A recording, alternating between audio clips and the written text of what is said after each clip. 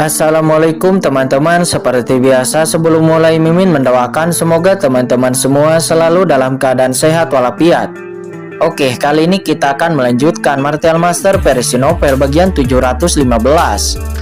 Bagi yang baru bergabung, selamat bergabung.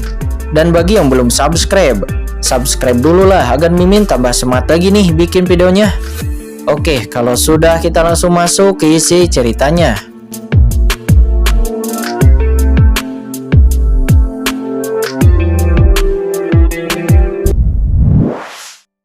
Itu, aku akan mengajarimu, kata Yun Mengje. Dia sangat marah dan pergi dengan cepat. Keesokan harinya, Papiliun Cendi kedatangan tamu yang tak diundang. Tamu itu adalah seorang wanita yang cantik. Wanita ini bernama Yan Ruyu. Wanita ini memancarkan daya tarik yang sangat kuat. Melihat wanita itu, Qin Chen tertegun. Dia memiliki 3 wanita yang sangat cantik. Wanita macam apa lagi yang bisa membuatnya kehilangan kendali? Namun Qin Chen juga harus mengakui bahwa wanita ini telah berlatih pesona. Jadi setiap gerakannya penuh dengan pesona. Namun jika dibandingkan dengan Chen Sisi, itu lebih kuat pesona Chen Sisi. Yan Ruyu dikirim oleh Yun Mengje untuk merayu Qin Chen dengan teknik pesonanya. Agar Papiliun Cendi Qin Chen mau bekerja sama dengan keluarga Yun. Namun setelah beberapa kali merayu dan teknik pesonanya terus dilancarkan, tetapi Qin Chen tidak terpengaruh sama sekali. Pesona Yan Ruyu tidak mempan sama sekali kepada Qin Chen. Yan Ruyu terkejut, ini adalah pertama kalinya dia begitu buruk di depan seorang pria. Dan ini juga pertama kalinya dia kembali dengan tangan kosong. Ini merupakan pukulan besar baginya. Dia tidak bisa tidak bertanya-tanya apakah pesonanya telah memudar. Yan Ruyu kemudian dengan cepat kembali kepada keluarga Yun. Saat ini setelah kepergian Yan Ruyu, Qin Chen akhirnya dapat berpikir tenang. Namun siapa tahu dalam 1 jam kemudian seseorang datang berkunjung lagi. Orang yang datang ternyata adalah Yun Mengje. Dia datang secara pribadi dengan Li Wanshui di sampingnya. "Kakak Chen," kata Yun Mengje. Begitu dia datang, dia langsung tersenyum kepada Qin Chen, seolah-olah baru bertemu dengan teman lama. Qin Chen mengangguk dan dia juga menyapa Yun Mengje. Selanjutnya Yun Mengje meminta maaf kepada Qin Chen atas kesalahpahaman yang terjadi di penilaian seni bela diri sebelumnya. "Oke, aku menerima permintaan maafmu," kata Qin Chen. "Saya mendengar bahwa saudara Chen dan keluarga Pijiwa memiliki beberapa kesalahpahaman. Jadi saya sengaja membawa wanita tertua dari keluarga Pijiwa untuk meminta maaf. Wanshui, cepat minta maaf kepada saudara Chen," kata Yun Mengje seraya menoleh ke arah Li Wanshui dengan tatapan dingin. Li Wanshui gemetar menahan penghinaan ini dan membungkuk. "Tuan Chen, maafkan aku," kata Li Wanshui. Nampak ada kepahitan di matanya. Qin Chen menggelengkan kepalanya di dalam hatinya. Wanita ini sungguh menyedihkan. Nenek moyang keluarga Pijiwanya telah dibunuh. Tetapi dia harus meminta maaf kepada musuh-musuhnya. Surga memang tempat di mana yang kuat memakan yang lemah. Anda memiliki kekuatan dan selalu menempati kebenaran tertinggi. Tetapi Qin Chen tidak memiliki simpati untuk keluarga Pijiwa. Karena jika Qin Chen lemah, bukan Li Dongyu, Luo Xin, ataupun Li Luo yang akan dibunuh. Tetapi Qin Chen dan keluarga Ao yang akan terbunuh. "Oke, tidak apa-apa," kata Qin Chen seraya melambaikan tangannya dan dia memaafkan keluarga Pijiwa. Selanjutnya Yun Mengje mengutarakan tujuan yang sebenarnya, yaitu ingin bekerja sama dengan Papiliun Cendi. Namun jelas Qin Chen langsung menolaknya. Akan tetapi Yun Mengje tidak menyerah. Dia kemudian memperingatkan Qin Chen. "Saudara Chen, Yunzhou bukan tempat yang damai. Apalagi saudara Chen telah menjadi pusat perhatian, akan ada banyak orang yang ingin membunuh saudara Chen. Jika saudara Chen setuju untuk bekerja sama dengan keluarga Yun saya sebagai penguasa Yunzhou akan menjaga keselamatan dari saudara Chen," kata Yun Mengje. Dia memperingatkan dengan makna yang berat. Qin Chen terkekeh karena pria ini sudah memperlihatkan wajah aslinya. Dia juga tidak repot-repot menghadapinya. Dan kemudian Qin Chen melambaikan tangan lalu berkata, "Keselamatanku, jangan khawatirkan tentang itu." "Oh, begitu. Jika demikian, maka saudara Chen, saya berharap Anda memiliki umur yang panjang," kata Yun Mengje seraya berbalik dan pergi. Ekspresinya tiba-tiba menjadi sangat dingin. Bukan karena dia tidak mendengarkan perintah ayahnya, tetapi Qin Chen tidak tahu baik ataupun buruk dan dia tidak berniat untuk bekerja sama. Karena dia tidak bisa memenangkannya, maka dia adalah musuh. Dan keluarga Yun tidak akan pernah bersikap lembut padanya. Kembali ke rumah utama negara bagian Yunzhou, nampak Yun Mengje melaporkan hasil ini kepada Yun Dongguang. Hahaha. Namun tiba-tiba Yun Dongguang tertawa. Ayah, kamu masih bisa tertawa, kata Yun Mengje. Dia cemas. Ayah, kamu harus menemukan cara untuk membunuh anak itu. JR, apa yang kamu cemaskan? Saya sudah menemukan seseorang untuk membunuh anak itu, kata Yun Dongguang. Dia berkata dengan ringan. Apa? Yun Mengje tertegun. Ayah, kamu sudah menemukan seseorang. Siapa itu? Apakah itu para tetua? Bodoh, bagaimana seseorang dari keluarga Yun kita bisa melakukannya sendiri?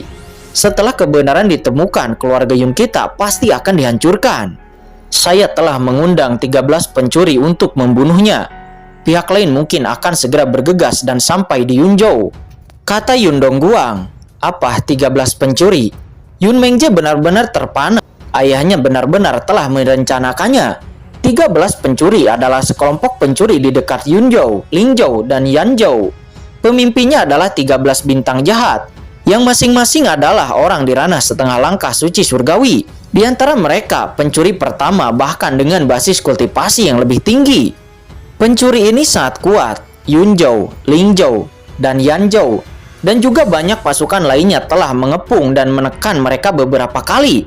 Tetapi semuanya berakhir dengan kegagalan. Ini adalah sekelompok bandit yang sangat kejam. Itu memiliki reputasi buruk di sekitar Yunzhou, dan semua orang mengetahuinya. Jadi bagaimana Yun Mengje tidak terkejut? Ayah, bagaimana kamu bisa menghubungi 13 pencuri ini? 13 pencuri ini mereka sangat misterius, tidak ada yang tahu markas mereka, dan tidak mungkin menghubungi mereka, kata Yun Mengje dengan tak percaya. Hehehe, orang biasa tidak akan bisa berhubungan secara alami, tetapi siapa ayahmu ini? Yun Dongguang tersenyum tipis. Menurutmu, mengapa ke-13 pencuri itu bisa selamat dari pengepungan Danzhou beberapa kali? Apakah itu karena ayah? Kata Yun Mengje. Dia terkejut. Ayahnya ternyata telah berkolusi dengan 13 pencuri ini.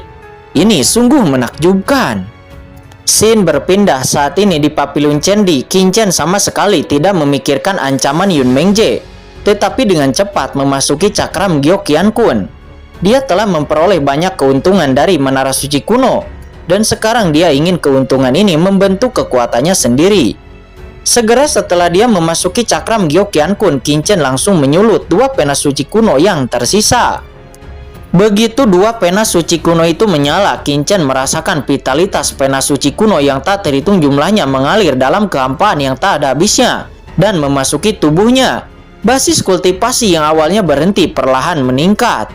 Sekarang yuan suci di tubuh Qin Chen bisa ditingkatkan lagi. Ini karena dia telah memperoleh pemahaman baru di Menara Suci Kuno dan memiliki pemahaman baru tentang kekuatannya sendiri. Sesaat kemudian, cuing, di kejauhan pohon iblis dari 10.000 alam tiba-tiba melonjak, dan kekuatan sihir asli yang tak terhitung jumlahnya lolos membuat pikiran Qin Chen lebih transparan. Selanjutnya secara bertahap, Qin Chen mulai menguasai keterampilannya. Dia ingin mengintegrasikan semua seni bela dirinya dan menggabungkan hidupnya untuk menciptakan seni bela dirinya sendiri. Namun apa yang tidak diketahui oleh Qin Chen adalah bahwa menciptakan kekuatan magisnya sendiri adalah awal dari banyak orang hebat. Saat ini pikiran Qin Chen terus bergerak. Guntur, ruang, pedang, pembunuhan, waktu, api langit, jalan sihir, dan yang lainnya. Dan saat ini dalam keadaan linglung, Qin Chen sekali lagi mengoperasikan yuan suci di tubuhnya. Segera bintang-bintang meledak dan berubah menjadi sinar cahaya yang tak terhitung jumlahnya. Berapa banyak musuh yang telah Qin Chen lawan selama hidupnya, dan semua teknik-teknik musuhnya itu telah dipraktikan. Beberapa seni bela diri lawan, beberapa Qin Chen sendiri telah melupakannya. Tetapi sekarang itu muncul di benak Qin Chen. Semuanya tertanam jauh di dalam benak Qin Chen. Namun sekarang itu tiba-tiba meletus keluar. Bahkan teknik seni bela diri paling rendah seperti beberapa gerakan dan keterampilan bela diri dasar yang dilihat Qin Chen di Tanah 5 Kerajaan. Namun pada saat ini semuanya itu telah berevolusi dan berubah menjadi tak terhitung. Dan di saat yang sama Bloodline Guntur juga mengamuk di benak Qin Chen. Selanjutnya kekuatan magis pembunuhan juga muncul. Dan kemudian nyala api yang mengerikan meledak ke langit. Saat ini berbagai jalan, makna yang mendalam mencapai titik kritis tertentu. Saya tidak tahu berapa lama, boom, dalam benak Qin Chen buku kuno misterius itu tiba-tiba muncul. Buku kuno itu tiba-tiba menjadi terang, menutupi hukum yang tak terhitung jumlahnya. Di saat yang sama cahaya spiritual melonjak ke langit, ledakan. Di atas langit Yunzhou tiba-tiba terdengar raungan gemuruh. Hantu menangis dan melolong. Dan di atas langit yang tak berujung ada cahaya guntur, awan gelap dan tekanan mengerikan yang akan lahir. Berbagai penglihatan muncul dan tampaknya seni bela diri yang begitu kuat tidak boleh dilahirkan. Di seluruh prefektur Yunzhou, semua prajurit tidak tahu apa yang sedang terjadi dan mereka semua gemetar mendongak ke langit dengan ngeri. Seolah-olah mereka melihat surga sedang marah. Ini, di toko penyulingan yang sederhana itu, Mu Gutian membuka matanya lebar-lebar dan melihat ke langit sekaligus. Matanya seperti pedang ajaib seolah-olah membelah langit. Dia sangat terkejut dan berkata dengan takjub, "Ini adalah kekuatan surga. Apakah ada harta yang lahir melawan surga, yang membuat surga cemburu dan tidak boleh dilahirkan? Tapi kenapa aku tidak bisa merasakan sedikit cahaya? Tidak, ternyata masih ada sedikit kegembiraan. Sepertinya itu menangis, tetapi seperti tertawa. Mengapa napas surga begitu aneh?" Kata Mu Gutian. Dia ketakutan dan terkejut, merasakan emosi seperti itu dari surga untuk pertama kalinya. Di seluruh Yunzhou, hanya dia yang merasakan ini. Yang lain hanya tahu bahwa surga sedang marah dan mereka tidak tahu apa yang terjadi. Saat ini di Paviliun Candi, pikiran Qin Chen akhirnya jernih. Dan kekuatan yang tak terhitung jumlahnya bergabung menjadi satu, berubah menjadi guntur, lalu api, dan kemudian pembunuhan, ruang, bahkan menjadi abadi. Semua jenis makna mendalam melonjak. Saat ini dapat dikatakan bahwa Qin Chen telah memadatkan kekuatan magis pertamanya. Dan tingkat kultivasinya belum ditingkatkan, tetapi dia telah mencapai ketinggian yang sebanding dengan guru suci. Dia telah menciptakan kekuatan magis pertamanya, tetapi dengan kultivasi tapair alam suci bumi. Sesaat kemudian Qin Chen akhirnya membuka matanya dan tubuhnya menjadi sangat dalam dan kekuatan-kekuatan muncul secara spontan. Qin Chen akhirnya mencapai seni bela dirinya sendiri. Awalnya Qin Chen tidak bisa melihat asal yang begitu mengerikan, namun pada saat-saat kritis buku kuno itu muncul. Buku kuno misterius ini terlalu misterius. Aku mendapatkannya di tempat terlarang. Itu akan menemani saya sepanjang hidup saya. Aku bahkan tidak bisa melihatnya sekarang. Harta macam apa ini? Mengingat proses sebelumnya, Qin Chen terkejut. Jika tidak ada buku kuno, seni bela dirinya tidak akan semulus itu. Yang membuatnya lebih kaget lagi adalah bahwa dia dianggap memiliki pengetahuan luas, bahkan napas guru suci dan harta karun tingkat guru suci. Namun saat menghadapi buku kuno ini, dia merasakan ketidakmampuan sama sekali. Seolah-olah buku kuno ini di atas segalanya. Mungkinkah ini harta karun tertinggi? Kata Qin Chen. Qin Chen sekarang hanya tahu bahwa ada ranah tertinggi di atas guru suci. Tetapi dia tidak mengerti ranah spesifiknya. Oleh karena itu dia hanya dapat menyebut buku kuno ini sebagai harta tertinggi yang melebihi tingkat guru suci.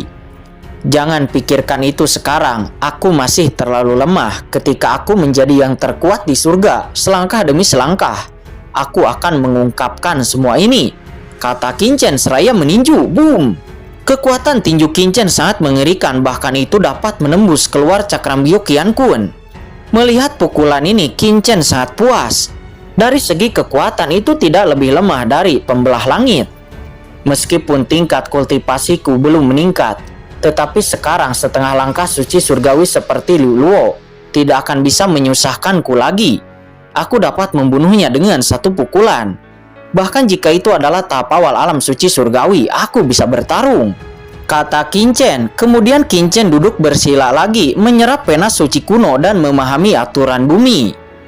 Dan ketika Qin Chen sedang berlatih di dalam retret di luar kota Yunzhou, di tempat terpencil, ledakan, boom, beberapa aura menakutkan muncul. Pemimpinnya adalah pria kuat yang menakutkan dengan memakai topeng.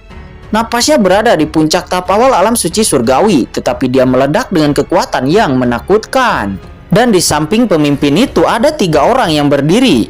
Semuanya memancarkan kekuatan yang mengerikan. Masing-masing dari mereka adalah ahli di ranah setengah langkah suci surgawi.